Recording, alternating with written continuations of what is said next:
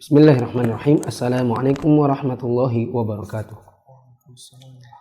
Alhamdulillahirabbil alamin wassalatu wassalamu ala asyrafil anbiya'i wal mursalin wa ala alihi wa ashabihi ajma'in. Di 2 malam yang lalu kita baca landasan yang kedua, yaitu landasan untuk mengenal agama Islam beserta dalil-dalilnya, di mana penulis juga merincikan Islam itu menjadi 3 tingkatan, yaitu Islam, iman, dan ihsan. Dan penjelasan detailnya sudah berlalu. Dan sekarang kita akan baca dalil tentang iman, Islam, iman, dan ihsan, yaitu yang ada di dalam hadis Jibril yang terkenal dalam hadis Arba'in adalah di hadis ke-2. Adapun di buku ini ada di halaman 141.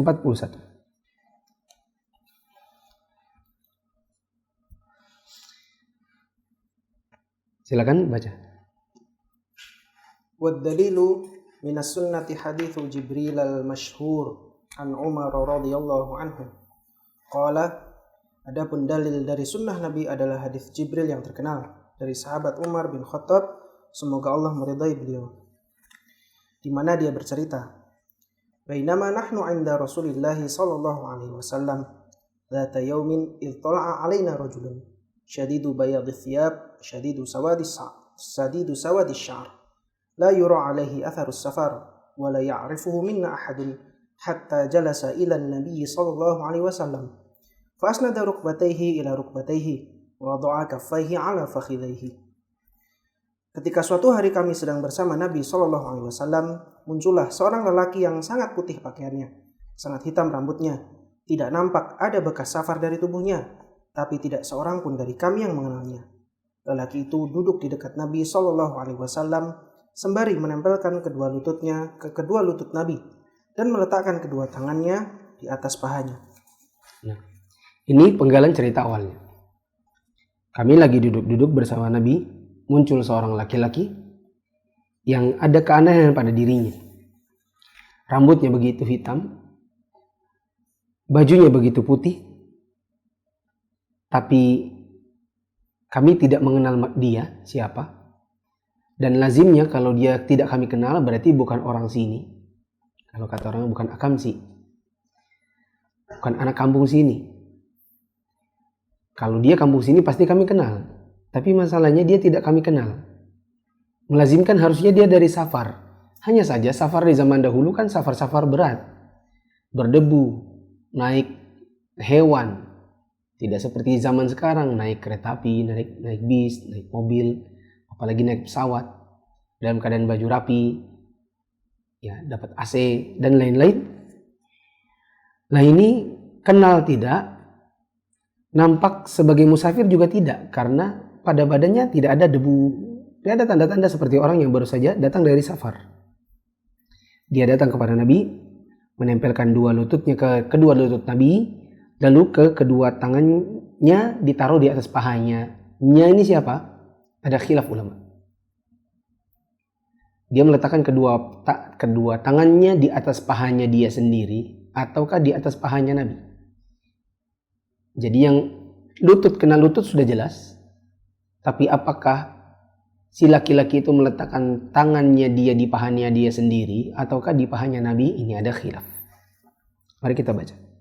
Syarah Syekh Shalih bin Fauzan. Syarah Syekh Shalih bin Fauzan. Yang pertama, telah berlalu pembahasan seputar Islam, iman, dan ihsan. Rukun-rukun ketiganya beserta dalilnya dari Al-Quran. Ya.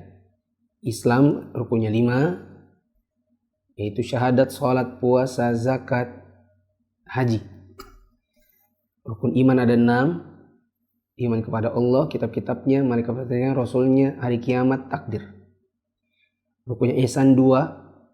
Beribadah kepada Allah seakan-akan kita melihatnya dan meyakini bahwasanya Allah melihat kita meskipun kita tidak melihatnya. Nah, Selanjutnya, penulis membawakan dalil yang melandasi ketiga tingkatan Islam tersebut dari sunnah Nabi SAW. Kalau yang kemarin sudah dibaca adalah hadis-hadis dari ayat dalil-dalil dari Al-Quran. Adapun yang sekarang adalah hadis dari dalil dari hadis, yaitu hadis Jibril yang panjang di atas. Yang kedua, beberapa hal terkait hadis Jibril di atas. Pertama, para sahabat sering berkumpul bersama Nabi SAW di masjid dalam rangka menimba ilmu agama, mendengarkan jawaban atas pertanyaan yang diajukan kepada beliau. Katanya Umar, kami lagi duduk-duduk. Ini menunjukkan kepada kita bahwa ada kalanya Nabi ngumpul sama sahabat. Dan itu menunjukkan kedekatan Nabi dengan para sahabatnya. Dan tidaklah tercela kalau itu dipraktikkan di zaman sekarang seperti seorang ustadz duduk-duduk dengan murid-muridnya. Atau seorang ustadz punya orang-orang yang dekat dengannya.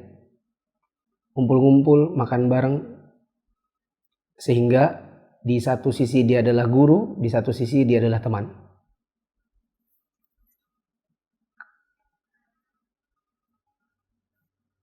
Asalkan ketika ngumpul itu adalah pembicaraan-pembicaraan yang bisa berbuah pahala. Seperti tanya jawab agama, atau sesekali mungkin bercanda, dan pembicaraan yang bermanfaat, baik bermanfaat bagi dunia maupun bermanfaat bagi akhirat. Karena banyak orang yang di zaman ini ngumpul-ngumpul, apalagi dengan banyaknya kopi-kopi, yang mereka duduk, datang dan tidak memiliki pembicaraan khusus, tidak ada tujuan tertentu. Jadi sekedar ngumpul lalu kemudian pembicaranya ngalur ngidul, sekedar menghabiskan malam. Beda halnya kalau ngumpul ngopi, tapi janjian untuk sebuah pembicaraan. Yuk kita ketemu di Kopi Anu. Kita mau bicarain misalnya rencana pembuatan sumur untuk masyarakat, rencana pembagian sembako, dan lain-lain. Kedua, lelaki asing yang diceritakan datang ke dalam perkumpulan Nabi dan sahabat dalam hadis tersebut adalah Jibril alaihissalam. Laki-laki yang datang itu Jibril. Dia datang tidak dalam bentuk malaikat, karena tentu tidak akan dapat terlihat oleh pandangan manusia. Makanya dia datang dalam bentuk manusia, supaya bisa dilihat, supaya pembicaraannya bisa dipahami. Jibril pernah datang kepada Nabi SAW dalam beberapa kesempatan, ya, yang di situ ada para sahabat, dan para sahabat bingung karena pembicaraan Jibril dengan Nabi Muhammad tidak mereka dengar kecuali sebatas suaranya Nabi saja. Seperti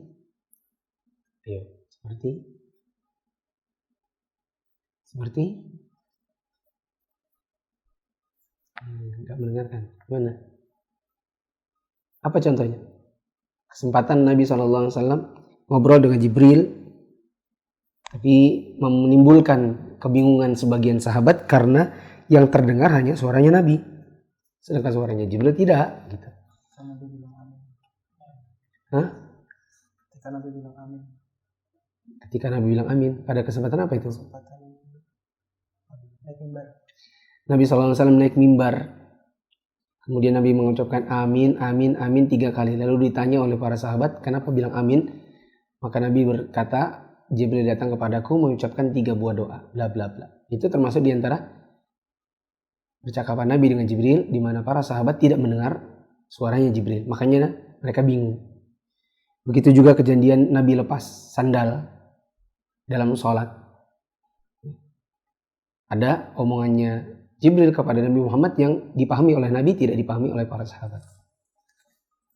Nah, supaya para sahabat mengerti, maka Jibril datang dalam bentuk manusia, tidak dalam bentuk malaikat. Ketiga, Jibril alaihissalam datang dalam kondisi mengherankan. Tidak nampak padanya tanda seperti seorang musafir yang umumnya terlihat dari fisik berupa rambut dan pakaiannya. Tapi tidak pula ada sahabat ketika itu yang mengenalinya sebagai penduduk setempat. Kondisinya Jibril waktu datang itu mengherankan. Kalau dia orang setempat, Akamsi tadi, anak kampung sini, pasti udah, oh si Fulan nih datang gitu. Lah, gak ada yang kenal masalahnya. Nah, berarti harusnya dia musafir. Tapi kalau dibilang musafir, kok nggak kayak orang musafir gitu. Biasanya orang musafir itu muka agak berdebu, rambut agak mengering, terus ya baju agak kecoklatan, naik ke atas hewan. Tapi ini nggak, bajunya putih banget, rambutnya hitam banget. Gitu. Keempat, Jibril alaihissalam meletakkan tangannya di atas paha Nabi SAW. Ya, Jibril meletakkan tangannya di atas pahanya. Nya siapa tadi? Ada khilaf. Ada yang bilang pahanya dia sendiri. Kalau Syekh Shalih bin Fauzan merujukkan pendapat Jibril letakkan tangannya di pahanya Nabi. Kenapa ya? Karena logika aja. Apa logikanya? Untuk kita katakan yang roji adalah Jibril meletakkan tangannya di pahanya Nabi, bukan di pahanya. Logika aja. Mengajak bicara. Karena dia mau ngajak bicara. Enggak. Karena saking dekatnya. Enggak juga. Kita kalau duduk lutut ketemu lutut bisa aja tangan ditaruh di paha dia sendiri. Bahkan kalau kita sekarang antum deketin ana gitu ya, deketin seorang ustadz, lutut antum kena lututnya ustadz, terus antum taruh tangan antum di pahanya ustadz, dia ih geli tuh katanya. Ya apa nih pegang-pegang paha, geli tuh. Kenapa ya? Logikanya adalah kalau Jibril taruh tangannya di pahanya, nggak perlu diceritakan Umar. Nggak ada pentingnya. Cukuplah lutut ketemu lutut, selesai. Gak ada pentingnya untuk diceritakan bahwa tangannya meletakkan di pahanya Nabi. Tapi karena kondisinya yang unik, lutut ketemu lutut, tangannya ke pahanya Nabi, makanya Umar sampai harus menceritakan posisi-posisi duduknya. Ya atau enggak? Misalnya ada sesuatu yang mengherankan kan? Misalnya anggaplah ana atau seorang ustadz khutbah pakai baju kaos. Ya. Tentunya ada sesuatu yang unik di situ dan antum pasti akan ceritakan. Tahu nggak lo? Tadi Ustadz Anun khutbah pakai baju kaos. Gitu. Itu sesuatu yang spesifik yang mungkin sesuatu untuk diceritakan. Ya. Tapi kalau misalnya Ustadznya tadi khutbah, terus dia pakai sarung, pakai baju koko. Terus kita ngomong, dia datang dengan baju sarung dan baju koko. Orang bilang, terus emang kenapa? Apa pentingnya untuk diceritakan gitu? Tadi temanya apa? Itu lebih penting gitu.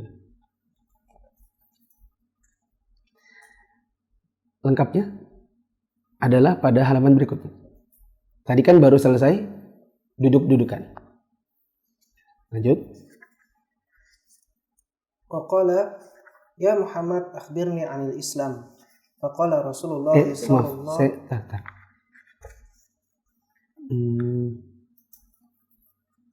Saya tidak ingat apakah saya taruh atau enggak di sini.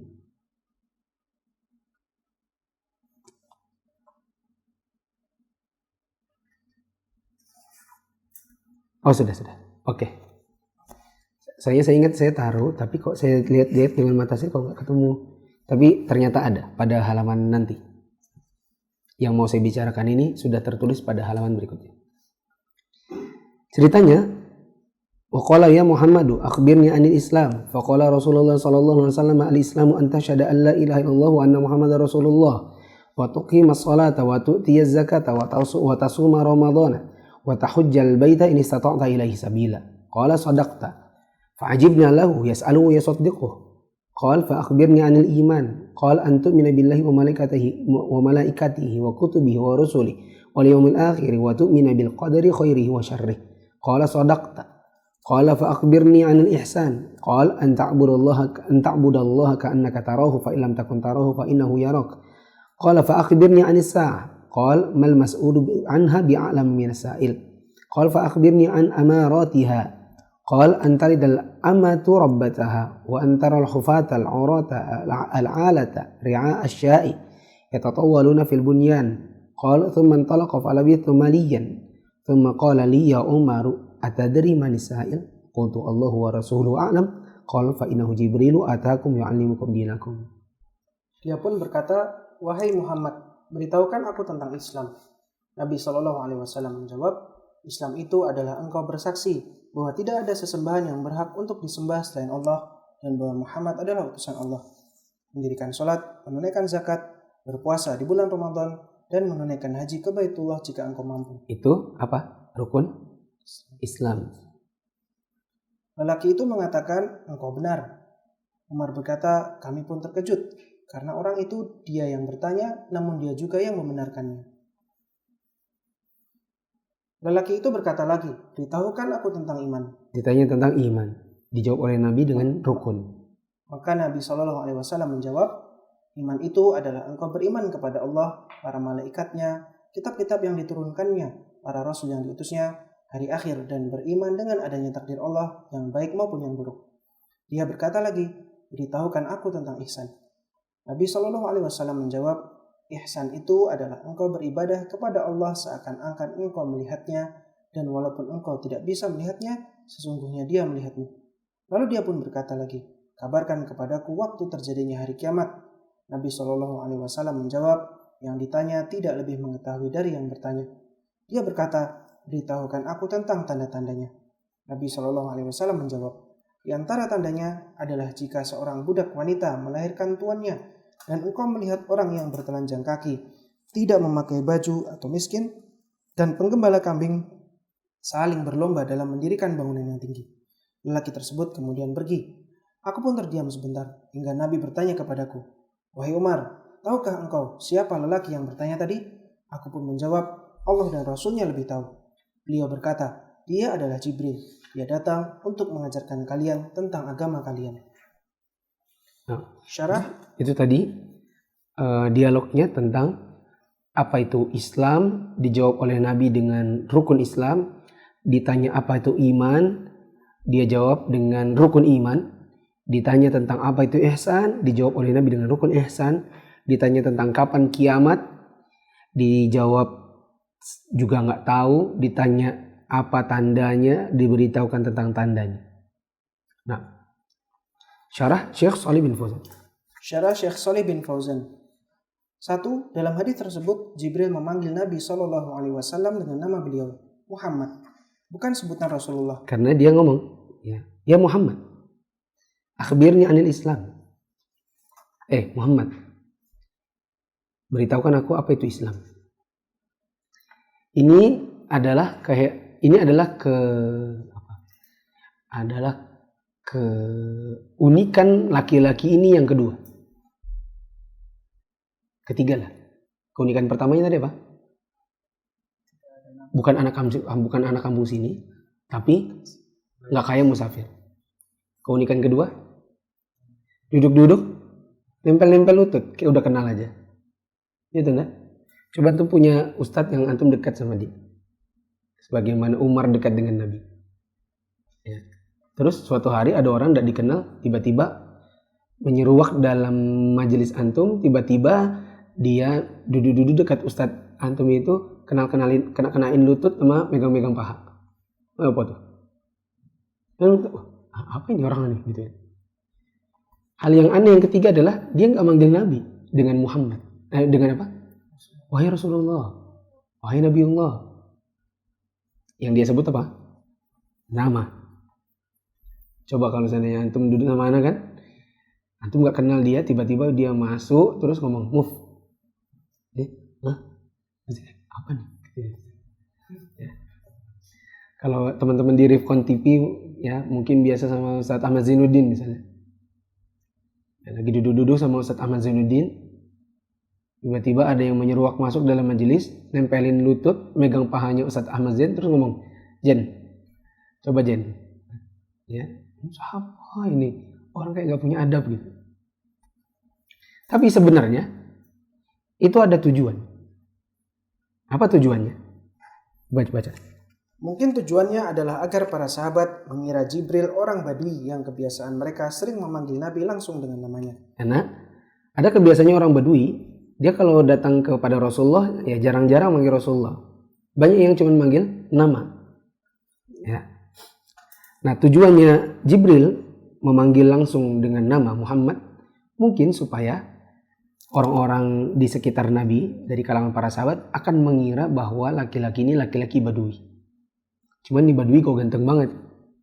Ya, baju putih, rambut hitam. Ya. Jarang-jarang Badui kayak gitu. Lanjut. Kejadian itu pun menambah keheranan para sahabat terhadap jelmaan Jibril tersebut. Nah, Yang kalian menambah keheranan. Apa orang ini datang-datang gak ada yang kenal, nyebut nama gitu. Kedua, Jibril dalam cerita tersebut bertanya tentang makna Islam, iman dan ihsan. Sementara Nabi menjelaskannya dengan rukun-rukun ketiganya secara singkat, padat, agar mudah dipahami dan diingat orang yang mendengar jawaban beliau. Jibril manusia, versi manusia itu bertanya, ya, akhbirni anil Islam, akhbirni anil iman, terus ihsan. Nabi nggak panjang lebar, Islam itu adalah engkau dan lain-lain, tapi langsung saja dengan rukun-rukun.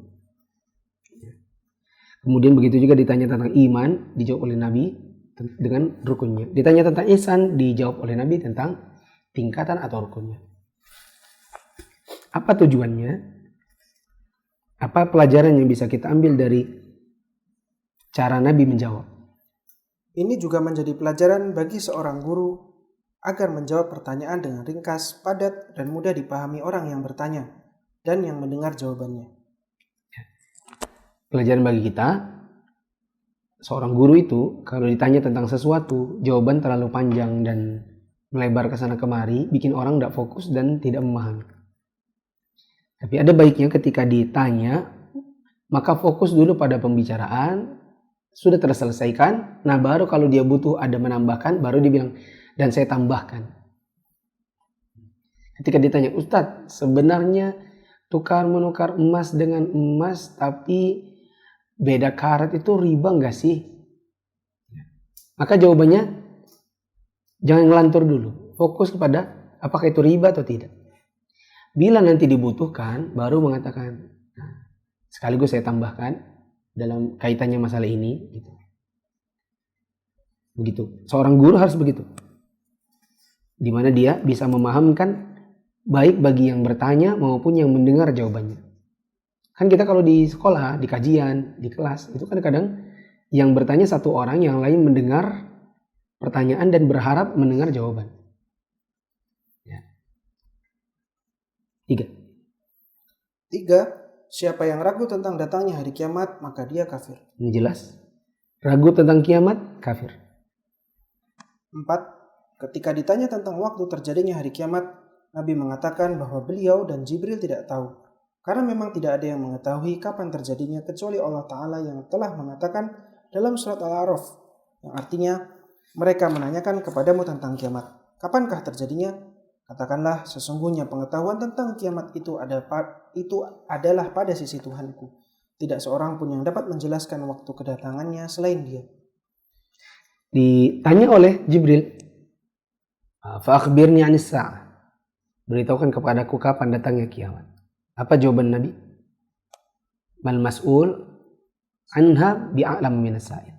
Yang ditanya tentang kiamat itu kapan, tidak lebih tahu daripada yang bertanya. Artinya saya juga nggak tahu sebagaimana kamu tidak tahu. Karena kapan datangnya kiamat hanya Allah yang tahu, sebagaimana disebutkan dalam surat Al-A'raf tadi. Yas'alunaka 'anis sa'ati ayyana mursaha qul innama 'ilmuha 'inda rabbi la yujalliha liwaqtiha illa hu. Kapan terjadi kiamat nggak ada yang tahu, dan itu hanya Allah yang mengetahui ilmunya, dan tidak seorang pun yang dapat menjelaskan kapan terjadi kiamat kecuali Allah. 5. Nabi SAW tidak tahu kapan terjadinya kiamat, namun beliau tahu tanda-tanda akan terjadinya. Beliau nggak tahu kapan terjadi kiamat. Bahkan Nabi tidak mengetahui perkara yang gaib kecuali yang sebatas Allah ajarkan saja.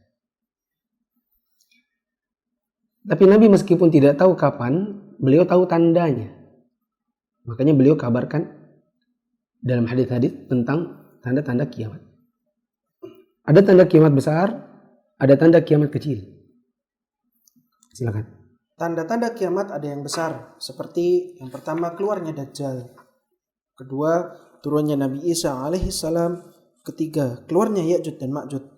Tanda-tanda kiamat besar ini akan terjadi berkesinambungan dengan datangnya kiamat itu sendiri. 6. Ada pula tanda-tanda kiamat yang kecil, sebagaimana yang disebutkan dalam hadis Jibril tersebut. Seperti yang pertama, budak wanita melahirkan tuannya. Sebagian ulama mengatakan maknanya adalah banyaknya persetubuhan antara seorang tuan dengan budaknya, hingga melahirkan anak perempuan yang merdeka dan justru menjadi tuan bagi ibunya sendiri. Ada juga yang mengatakan maknanya adalah banyaknya kedurhakaan anak perempuan kepada ibunya, sehingga si ibu seperti budaknya. Ini tanda kecil dari kiamat. Budak wanita melahirkan tuannya. Ada yang mengatakan ini karena persetubuhan, perzinahan, sehingga melahirkan anak perempuan yang merdeka sementara ibunya adalah budaknya. Ada juga yang mengatakan ini karena kedurhakaan anak perempuan sehingga ibu seperti budak anaknya. Kedua, orang yang bertelanjang kaki, tidak memakai baju, yakni miskin, dan penggembala kambing saling berlomba dalam mendirikan bangunan yang tinggi. Apa maksudnya itu? Artinya, orang-orang fakir miskin berlomba-lomba untuk bisa menjadi kaya dan punya istana. Ya. Tanda-tanda seperti di atas sudah menjadi realita di zaman ini. Di zaman kita ini, kita lihat orang-orang miskin juga berlomba-lomba untuk jadi kaya. Meskipun kata Nabi SAW, la ba'sa bil ghina liman ittaqa. Nggak apa-apa jadi orang kaya, yang penting bertakwa. 7. Sebentar. 97 langsung lupa saya mau ngomong apa. Lanjut deh, 7. Di antara metode pembelajaran yang bagus adalah metode tanya jawab. Metode ini seperti Nabi tanya jawab dengan Jibril. Jibril nanya, Nabi yang jawab. Sehingga metode tanya jawab itu pelajaran yang bagus. Makanya para ulama di Arab Saudi itu punya kajian namanya Nurun al-Darb. Kajian tanya jawab di TV atau di radio. Di Indonesia saya sendiri punya Penerang Jalan. Saya kasih judul Penerang Jalan karena terjemahan dari Nurun al-Darb. Sebagian ustadz seperti Ustadz Maududi Abdullah di Riau, Pekanbaru.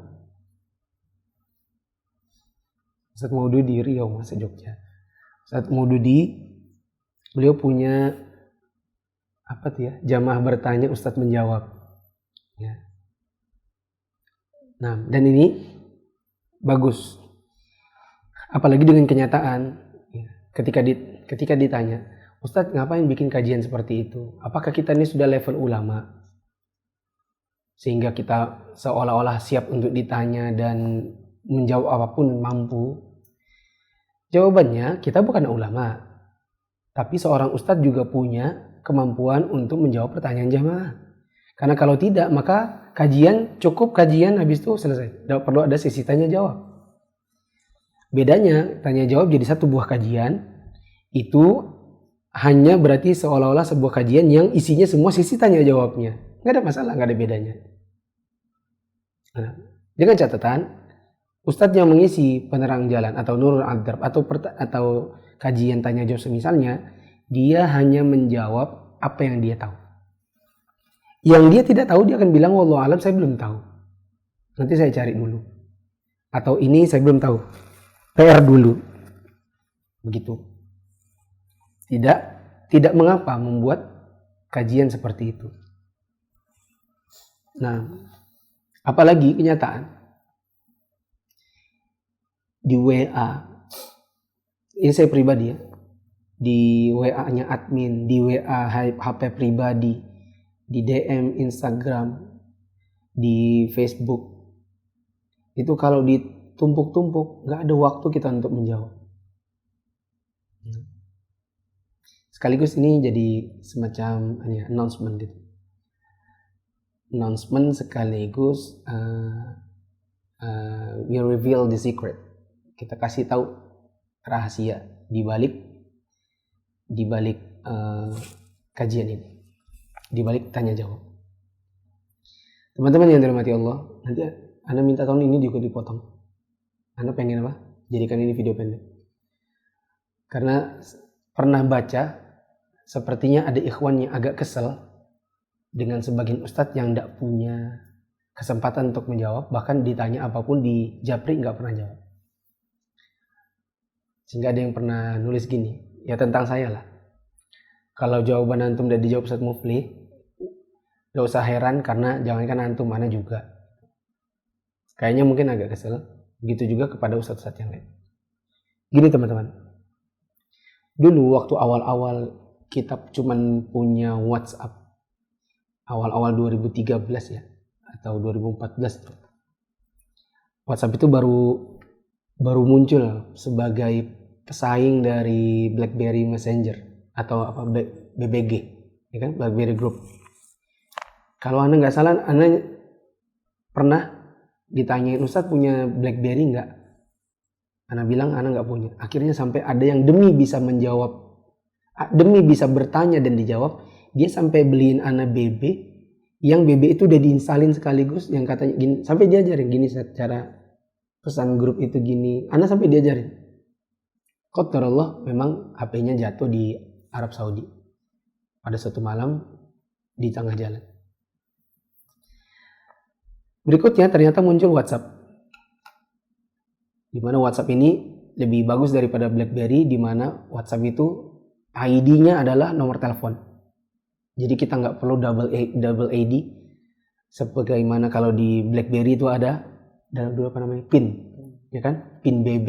Berapa PIN BB-mu? Dan terus susah lagi dihafal. Gitu kan? Muncul WhatsApp yang ID-nya adalah nomor telepon itu sendiri. Terus muncul Viber dulu. Terus muncul belakangan Telegram. Waktu WhatsApp itu baru sedikit penggunanya. Di mana grup awalnya itu isinya kalau nggak salah hanya 30. Lalu meningkat jadi 50. Belum seperti sekarang jadi 256.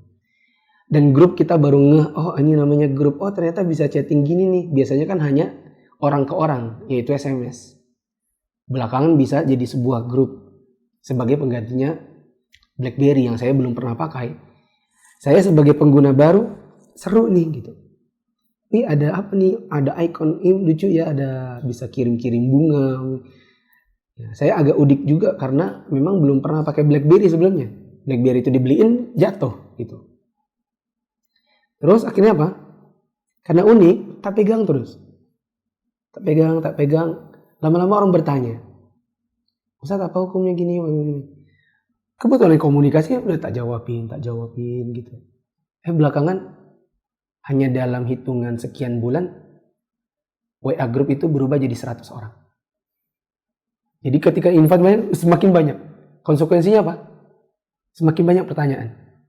Tapi ya namanya karena masih grup baru 1, 2, grup akhwat 1, grup ikhwan 1, ya udah tiap hari jawabin. Next naik dia jadi 256. Akhirnya semakin banyak pertanyaan. Akhirnya saya nggak punya waktu lagi kecuali jelang tidur. Akhirnya sambil mau tidur dijawabin. Habis itu lama-lama istri protes. Kayak apa kita mau tidur nih lampunya masih nyala. Saya bilang ya udah matiin aja. Tapi meskipun lampu mati tetap mata saya kayak gini. Tiap hari. Dalam keadaan tidur ya gini. Cahaya layar ke mata jadinya radiasi. Hanya 2 bulan saya langsung pakai kacamata. Saya tahu 2 bulan karena waktu saya ngisi di Handil. Dulu ngisi di Handil di Pertamina Hulu Mahakam. Sampai jamaah terbelakang. Bahkan sampai yang di luar. Yang duduknya itu di luar pintu. Itu saya bisa lihat mukanya. Hanya dalam jangka waktu 1 bulan. Itu sudah gak kelihatan. Tapi yang tengah saya masih bisa lihat mukanya. Karena kajiannya kan bulanan. Sebulan berikutnya datang. Belakang udah gak kelihatan. Tengah masih kelihatan. 1 bulan kemudian tengah pun tak kelihatan. Saya bawa mobil. Plat mobil di hadapan saya di lampu merah saya gak bisa lihat. Akhirnya saya mulai memincing. Sampai suatu hari kameramen ngasih saya potongan video untuk saya lihat. Potongan ini boleh di-share atau tidak. Tak lihat mata Ya akhi, silakan. Matanya begini. Oh iya, ya silakan. Saya ngamatin video itu, kayaknya aku nih jangan-jangan udah rabun gitu. Ya ngelihat kondisi mata yang di video itu kok matanya mincing-mincing. Nah, nanya-nanya teman, kata teman, coba saat kita ke optik, waktu periksa ternyata memang benar sudah harus pakai kacamata. Kalau nggak salah 1,25 atau 1,75. 1,75, 1,25. Ya. Karena memang kadang-kadang kalau jawabin kan mata sudah lelah, bagian jawabnya dengan satu mata gitu. Sehingga makanya minusnya beda. Karena kalau sudah capek, dua menit gini, pengennya gini. Jadi ini yang lebih banyak radiasinya. Ini 175, 125.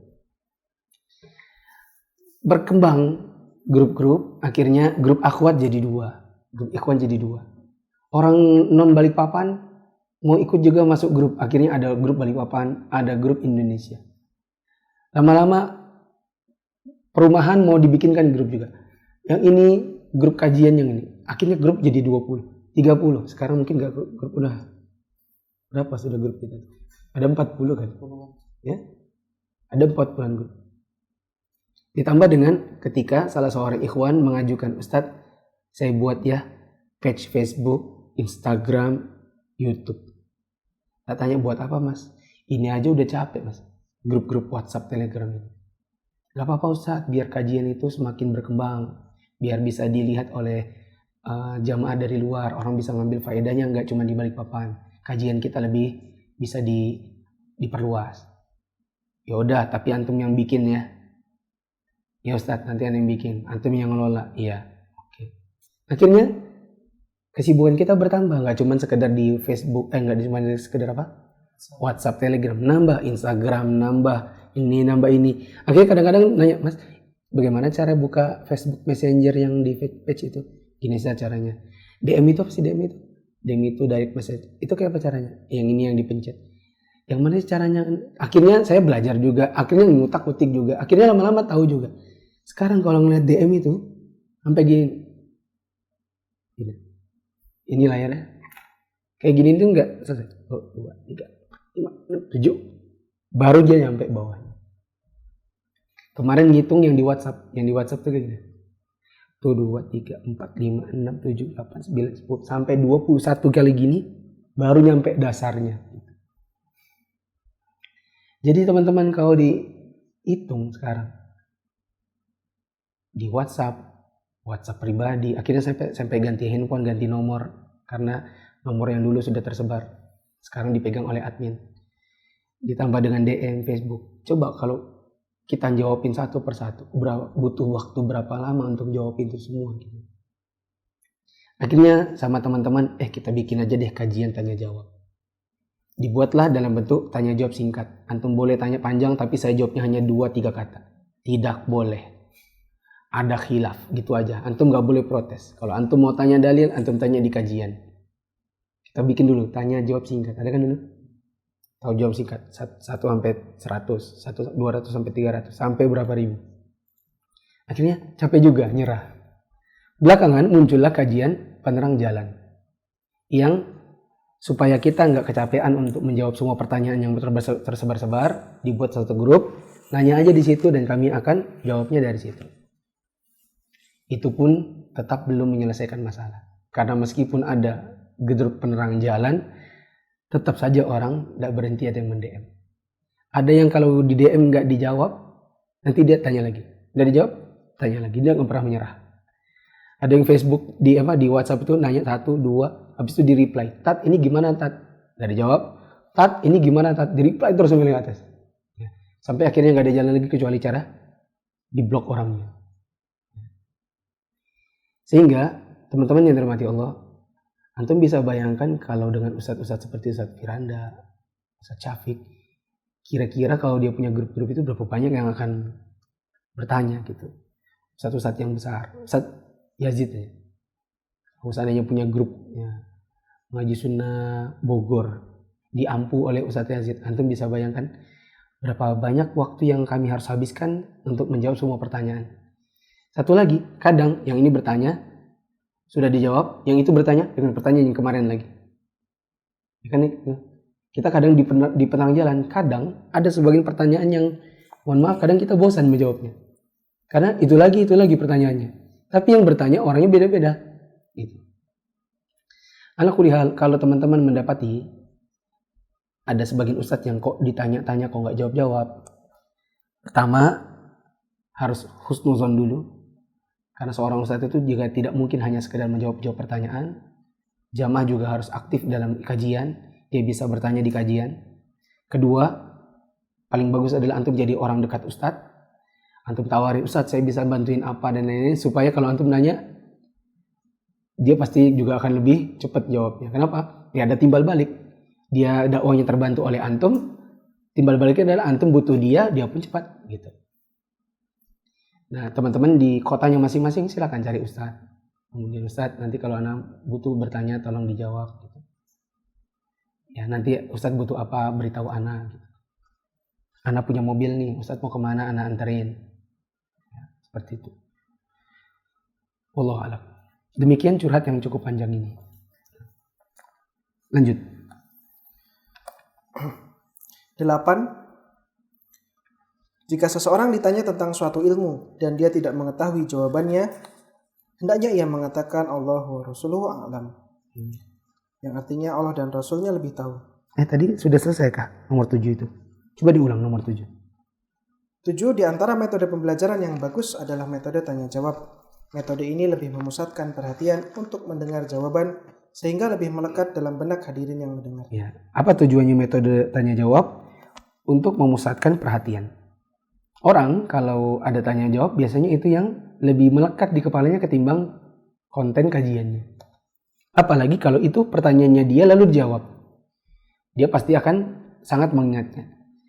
Saya bertanya di kajian Syekh Shalih bin Fauzan. Dalam 3 tahun saya bertanya, anggaplah saya telah menyodorkan misalnya 100 kertas. Tidak semua dijawab. Misalnya dia cuma 10%, yaitu 10 kertas dari 10 pertanyaan yang dari 100 yang saya ajukan. 10 yang terjawab, itulah yang saya ingat ilmunya, jawabannya. Sehingga kadang saya mengatakan, saya dulu pernah bertanya di kajian Syekh Shalih bin Fauzan dengan kertas, pertanyaannya adalah ini dan itu dan jawaban beliau. Kenapa saya bisa mengingat? Karena saya penanyanya. Itu menunjukkan kajian tanya jawab akan sangat memusatkan perhatian dan membantu mengingat terutama bagi penanyanya. 8. Jika seseorang ditanya tentang suatu ilmu dan dia tidak mengetahui jawabannya, hendaknya ia mengatakan Allah wa Rasuluhu a'lam. Kalau tidak tahu, tadi saya beri catatan kan, boleh seorang dai, ustadz membuat kajian tanya jawab dengan catatan apa tadi? Kalau ada yang ditanya dan dia tidak tahu jawabannya, maka dia harus jawab, saya belum tahu, PR dulu. Saya belum tahu, nanti dulu. Saya belum bisa jawab sekarang. Nah, Ini sebagaimana dilakukan para sahabat ketika ditanya tentang lelaki jelmaan Jibril dalam hadis yang sedang dibahas ini. Ketika Umar ditanya, ya Umar, atadari manis sa'il? Kamu tahu siapa yang bertanya tadi? Apa katanya Umar? Allahu wa Rasuluhu a'lam. Allah dan Rasulnya lebih tahu. Sebagaimana Nabi juga ketika ditanya, ya, ini harusnya ada catatan kakinya ya. Nah. Oh ada sini. Sebagaimana Nabi juga ditanya, kapan terjadi kiamat? Nabi kan nggak tahu. Maka Nabi jawab apa? Yang ditanya tidak lebih tahu daripada yang bertanya. Lihat di nomor 9, ada di situ. Nomor 9. Tidak boleh seorang sembrono dalam menjawab pertanyaan masalah agama. Nggak boleh sembrono. Kalau nggak tahu, bilang nggak tahu. Gitu. Imam Malik suatu ketika ditanya 40 masalah agama. Beliau hanya mampu menjawab 6 darinya dan hanya mengatakan la adri atau saya tidak tahu untuk menjawab sisanya. Bahkan saya pernah waktu sekolah di Saudi dulu, selesai dari tesis kan harus menyerahkan tesisnya ke perpus. Nah, di tumpukan-tumpukan tesis itu, di sebelah saya ada sebuah tesis judulnya La Adri. Saya tidak tahu. Bagus ya? Dan itu tebal. Tesis saya cuma segini, dia lebih tebal lagi. Yaitu kumpulan perkataan para ulama nggak tahu. La adri, la a'lam, wallahu a'lam, dan yang semacamnya. Ya. Ketika mereka ditanya sebuah masalah agama, lalu mereka nggak tahu. Ini bukan aib, meski dia seorang alim. Bukan aib untuk mengatakan saya nggak tahu, meskipun dia alim. Demikian pula Nabi SAW ketika ditanya waktu datangnya kiamat dan tidak ada wahyu kepada beliau tentang hal itu, beliau mengatakan yang ditanya tidak lebih mengetahui dari yang bertanya. Nabi pun ada yang nggak tahu dia. Contohnya, datangnya kiamat kapan? Dia nggak tahu, maka beliau mengatakan yang ditanya pun tidak lebih tahu daripada yang bertanya. Karenanya, orang yang selain beliau dari kalangan orang biasa lebih pantas melakukannya, yaitu berkata tidak tahu, lantas berusaha mencari tahu dengan bertanya kepada orang yang lebih tahu atau membuka kitab para ulama. Kalau Nabi saja begitu, apalagi kita. Nah, adapun sembarang memberikan jawaban adalah perkara yang berbahaya karena termasuk adab yang jelek kepada Allah Ta'ala. kenapa ini termasuk adab yang jelek kepada Allah? Kayak apa coba?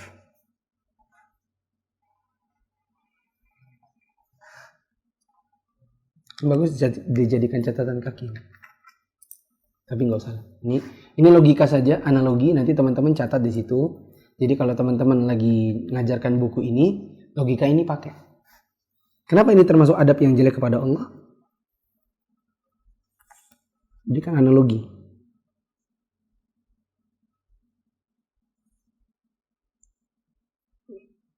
Contoh, di kelas ada guru ada murid. Siapa yang lebih pintar? Umumnya guru, gitu kan? Ada guru di situ. Kemudian ada murid yang bertanya, tahu nggak apa sih klasifikasinya? Pertanyaan biologi lah misalnya gitu. Bagaimana sih sperma, spermatozoid, spermatid itu bedanya apa sih? Ada yang jawab, bedanya itu gini ya.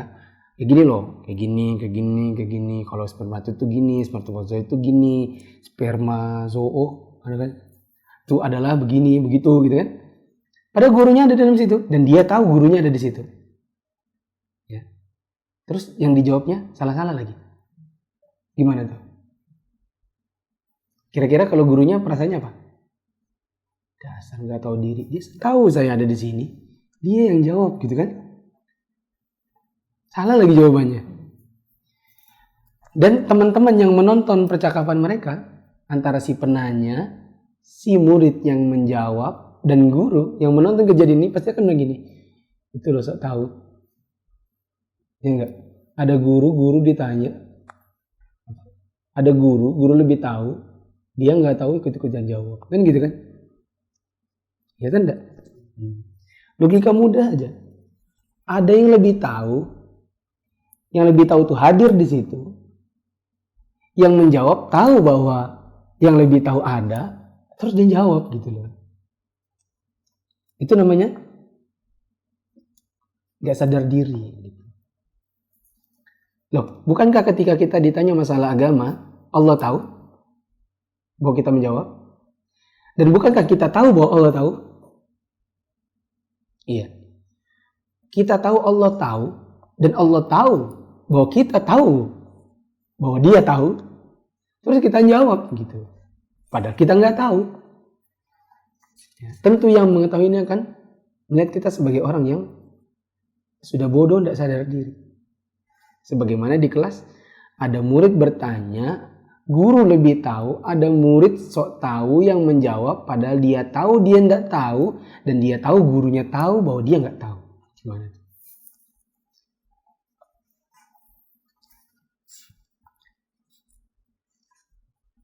Nah, saya teringat di waktu S2 dulu, ada kami sekelas ber-14 ya. Ber-14. Ada 2 orang, 3 lah ya, di kelas itu yang pokoknya dosen ditanya dia langsung jawab gitu. Dan kita agak enak sampai hampir 1 semester gitu. Karena membuat kita down kan, kita berasal dari negara yang berbeda-beda. Saya dari Indonesia. Sekian banyak orang dari India, ada yang dari Mesir, ada yang dari Yaman, ada yang asli Saudi gitu. Kalau kita yang bertanya, dokter bagaimana kalau begini dan begitu, nanti yang ada 3 dari sekian banyak dari kami itu, dan kebetulan aja ya, kebetulan 3-3-nya dari India semua. Ya, ini bukan rasis ya, tapi memang kebetulan 3-3-nya dari India. Kalau kita bertanya, mereka langsung gini, mereka sebelum dosen datang mereka sudah cop meja paling depan, sejajar mereka berkelompok 7 orang. Ya. Dan kita selalu dapat belakang-belakangnya. Kalau kita tanya, dokter, apa kalau begini dan begitu, nanti mereka entah yang ini, entah yang itu, mesti gini, berbalik. Gini loh, ya. Langsung berbalik tanpa dipersilakan oleh dokter untuk menjawab. Gini loh teman, ya jadi kan gini ya, gini. Ya mungkin karena mereka mungkin lebih senior, kuliahnya lebih duluan, karena kita memang anak baru, sedangkan dia anak lama gitu kan. Terus mungkin memang pintar-pintar, dan memang itu diakui memang pintar-pintar gitu ya. Sampai akhirnya satu hari ada yang asli Saudi, akhirnya ngomong gini, guys, please, we are not asking you, we are asking the doctor, not you, please. Untuk sekian kalinya kalian itu selalu menjawab pertanyaan kami semua. Ya.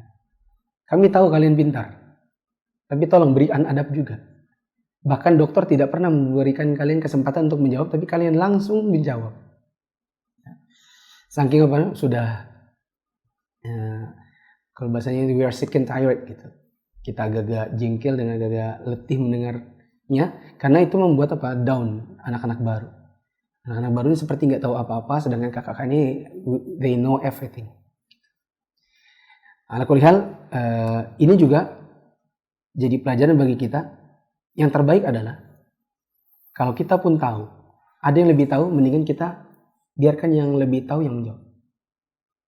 Kecuali bila yang lebih tahu mempersilahkan. Itu adab yang baik. Ya, dalam satu forum ada kita, ikhwan senior, ada ustadz, ada ikhwan baru. Lalu ikhwan baru bertanya, maka jangan sekali-kali ikhwan senior mencoba menjawab tanpa memberikan kesempatan kepada ustadz. Kecuali kalau ustadz memberikan kesempatan kepada kita untuk menjawab. Sebagian orang, karena dia sudah senior, lama belajar, apalagi dalam masalah-masalah rumit pun dia paham, masalah waris, masalah muamalah yang jelimet-jelimet, dia lebih tahu daripada ikhwan-ikhwan yang lain. Kemudian ditanya dalam satu forum dan ada ustadz, ya.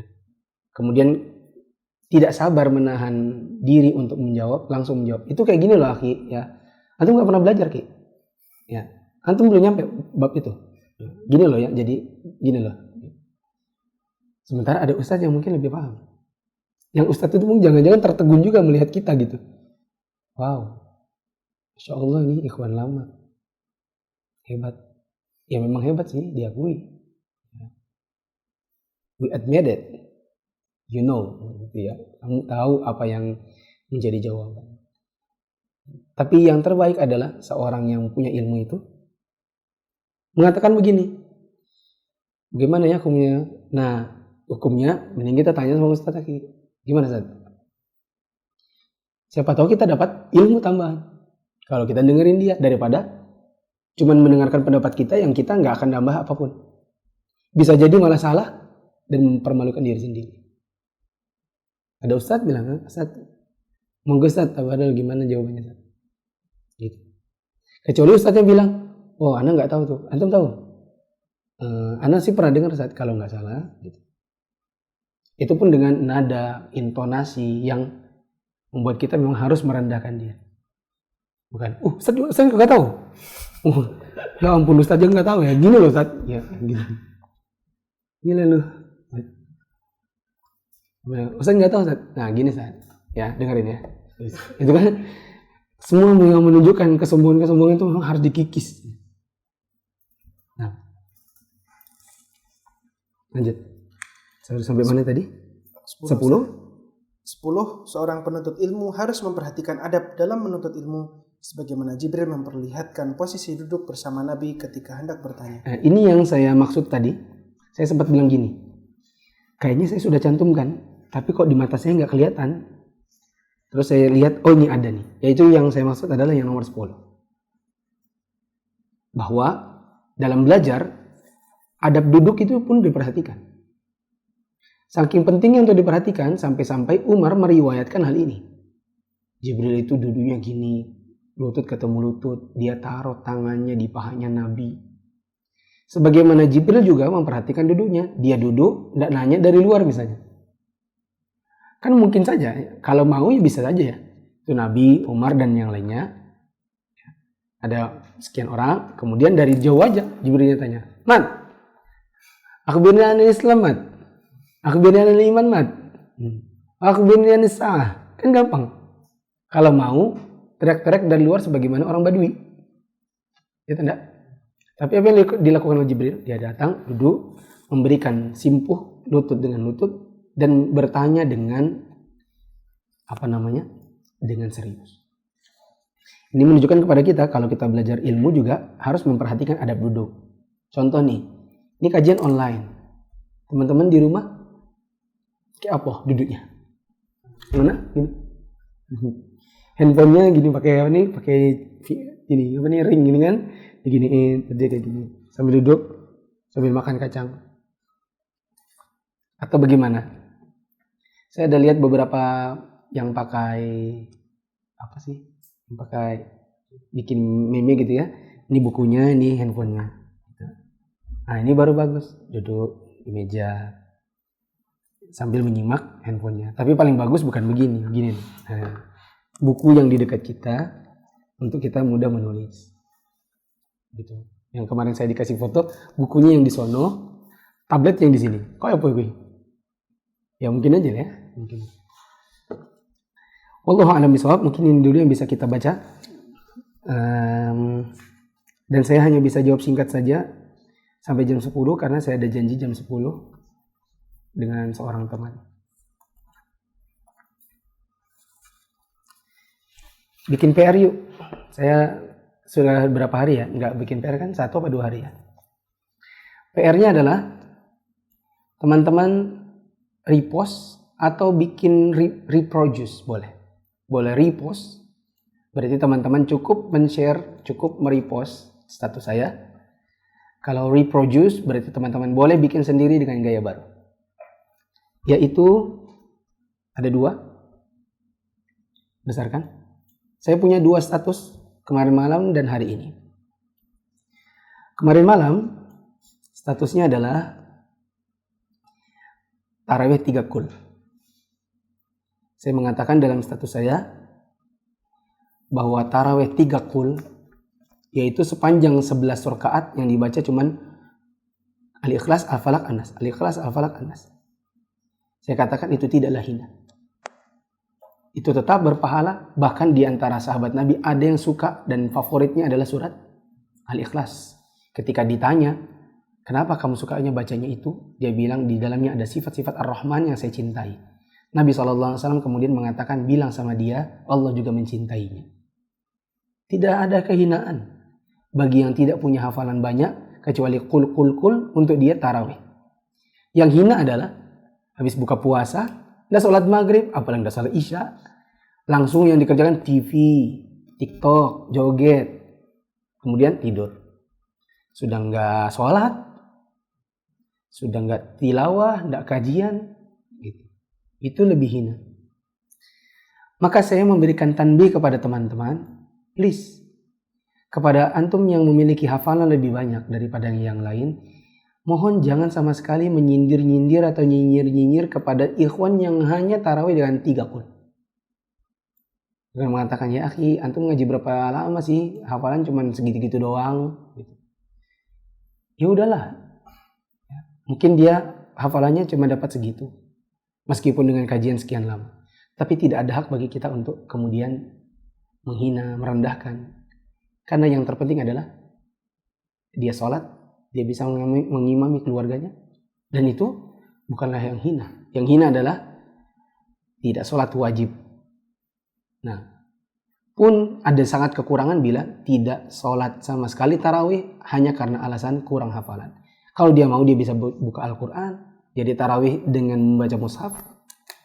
Nah, adapun status saya yang kedua malam ini adalah masih terkait dengan yang tadi, yaitu surat cinta dari suami yang dia adalah imam tarawih di rumahnya untuk bidadari di rumah. Saya bilang simul semacam surat dari suami imam tarawih untuk bidadari di rumahnya. Istriku sayang, maaf ya, aku hanya bisa mengimami tarawih dengan surat andalan 3 qul sama 2 inna.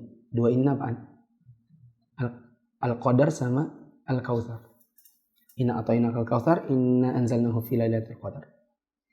Terima kasih kamu mengajakku tarawih. Tidak sedikit pun mengejekku. Karena ada sebagian istri yang mungkin ngejek-ngejek suaminya.